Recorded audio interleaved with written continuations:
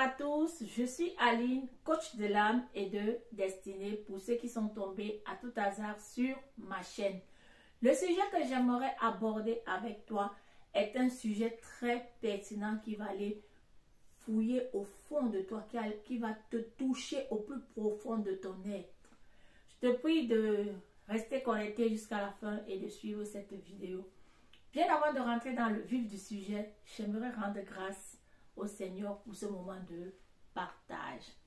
Excellent Père de grâce, mon âme te loue, mon âme te bénit, mon âme te rend des multiplications de grâce, Père. Je te prie de disposer les cœurs de tous ceux et celles qui vont me prêter leur attention, que ce message, Seigneur, puisse les édifier en profondeur et que toute la gloire et l'honneur te soient rendus dans le nom puissant de Jésus. Amen. Quand nous avons des promotions, tout le monde est au courant. Quand nous avons des naissances, tout le monde est au courant. Nous faisons des tapages, nous annonçons la bonne nouvelle à tout le monde. Mais pourquoi, quand nous devenons chrétiens, nous n'avons pas ce même engouement d'aller parler, d'aller témoigner de Christ à nos voisins, d'aller témoigner de Christ à nos proches, même de nos familles, même pas chez les voisins. Commençons dans nos propres familles. C'est comme si on nous a mis un sparadrap. Et voici un secteur où Satan terrasse les chrétiens de nos jours. Prête-moi ton attention jusqu'à la fin de cette vidéo. J'aimerais parler avec toi cœur à cœur en ce jour. L'arme stratégique que Satan utilise pour déstabiliser les chrétiens, je répète, c'est l'esprit d'intimidation. Surtout en Europe. C'est en Europe, là, que nous avons du mal à descendre dans les rues pour témoigner de Christ. Nous témoignons à tout le monde quand nous avons reçu une promotion, quand nous avons un projet de mariage, quand nous avons des sacs de marque. C'est facile de parler de ça à nos copines, à nos proches.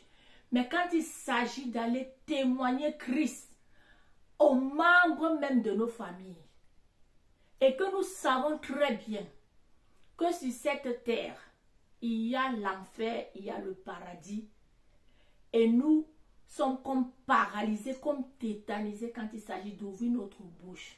Et c'est là que Satan a pris en otage plusieurs chrétiens parmi nous, y compris moi-même deux fois. Je me sens intimidée quand je suis en présence de certaines personnes où je dois parler de Christ.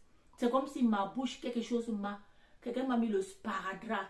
Et j'aimerais vraiment, mes chers abonnés, que nous puissions commencer cette année qui a déjà commencé. Le mois n'est pas encore fini, nous sommes au premier mois de l'année. Que chacun d'entre nous prenne la résolution de parler de Jésus. Que chacun d'entre nous demande à Dieu le courage, parce que c'est le courage qui nous manque parfois. Nous laissons Satan nous intimider. À l'église, nous sommes gonflés à bloc. Nous louons, nous sautons, nous crions. Mais dès que nous sortons des murs de l'église, nous devenons incognito.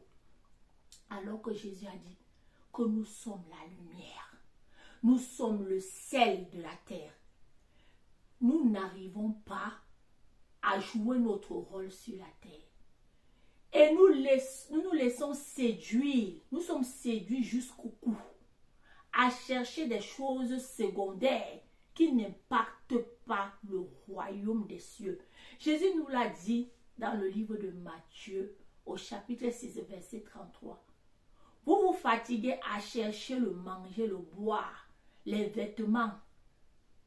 Il nous a dit que ces choses, c'est les païens qui s'en préoccupent.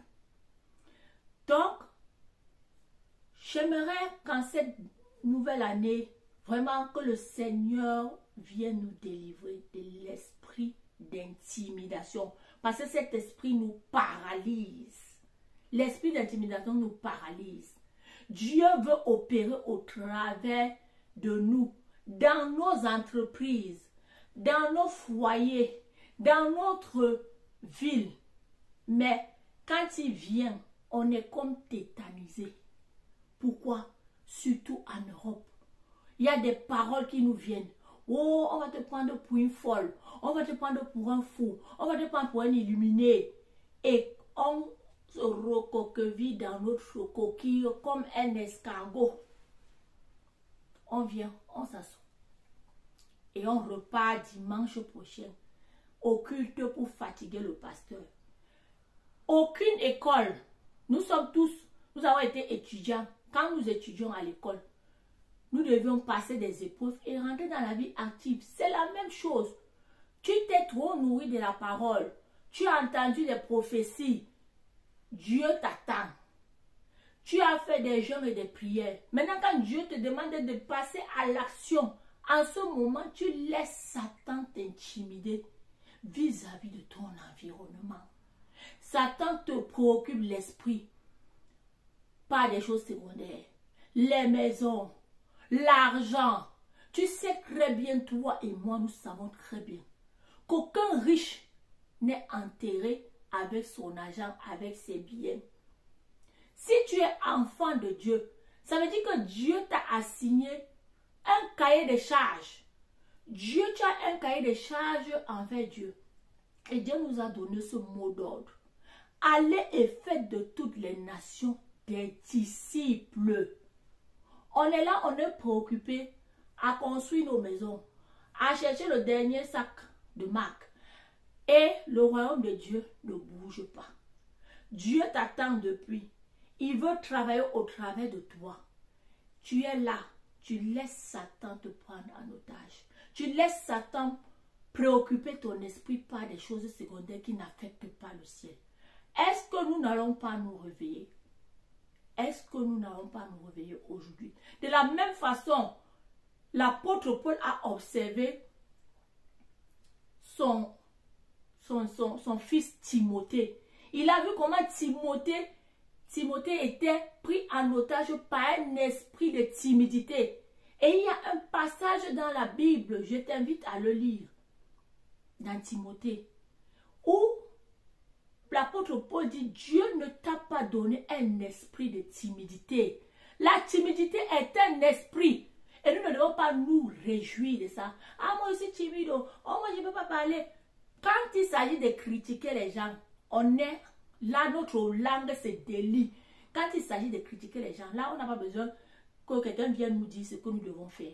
Mais quand il s'agit d'ouvrir notre bouche pour témoigner de Christ, alors là, il n'y a plus personne.